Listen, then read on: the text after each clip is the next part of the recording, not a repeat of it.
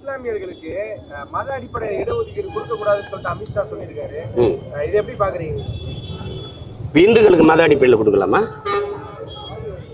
இந்துக்களுக்கு மத அடிப்படை கொடுக்கலாம். உனக்கு இப்ப அரசியல் இல்ல, பிடிச்சி தொங்கிட்டு கிடக்குறீங்க.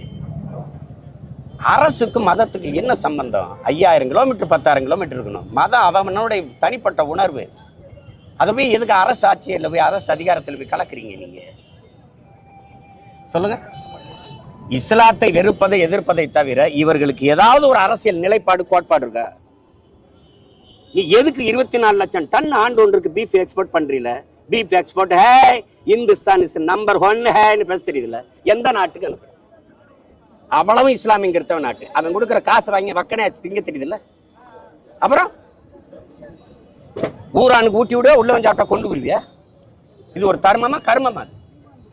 என்னது இது? மாட்டுக்கறி ஏற்றுமதி செய்தா இல்லையா தம்பி? அதை பெருமையா பிரதமரே பேசுறாரா இல்லையா? எந்த நாட்டுக்கு ஏற்றுமதி செய்யறார்?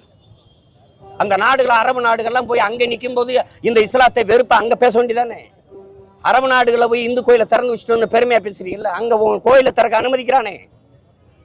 அந்த பேரன்பு பெருந்தன்மை அந்த அயலானுக்கும் அன்பு காட்டுன்னு சொன்னது நபிகள் கோட்பாடு. அடுத்தவன் பசியோடு இருக்கும்போது உண்ணாதேங்கிறாரு, அது ஹராம்ங்கிறாரு. என்ன அந்த கோட்பாட்டுல உனக்கு என்ன பிரச்சனை? என்ன பிரச்சனை? இங்க இருந்த முறை எவன் ராபர்ட் கிளைவன் வாரிசு, எவன் பாபரின் வாரிசு? நீ சாதி மத கொடுமையில் சாதிய தீண்டாமை இழிவுல இருந்த பறையும் பல்லம் சக்கலியனா இருக்கிறதுக்கு இந்த மாதிரி இருக்கிறதுக்கு நம்ம வாங்க பறையனா இருந்தேன் வாடா பரப்பையில என்ன பாயா மாறணும், முஸ்லீமா மாறினா வாங்க பாய் என்ன பறையனா இருக்கிறதுக்கு பாயா இருக்கிறது மெல்ல மாறி போன அவ்வளவுதானே. சாதிய இழிவு தீண்டாமையில வச்சு என்னை கொடுமைப்படுத்தின. திருப்பி மதத்துக்குள்ள போய் நிம்மதியா வாழலாம்னு சிறுபான்மைன்னு வச்சு நசுக்கிற. உரல்ல வச்சு இடிச்சா தாங்க முடியாத குதிச்சா செக்கில போட்டு ஆட்டுற. உன் மனநிலை என்ன? நீ அரசியல் பேசு, மனிதம் பேசு.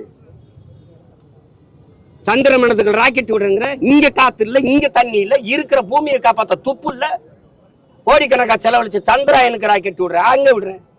சூரியனை போய் பாக்குறேன். 15 லட்சம் கோடி கிலோமீட்டர் பூமிக்கு சூரியனுக்கு. இங்க இருந்து போய் அது கிட்ட போய் என்ன பார்க்க போறேன்? சூரியனா திமுக சின்ன ஒண்ணு பக்கத்துல சூரியன், அதை வேணா பார்த்து போ.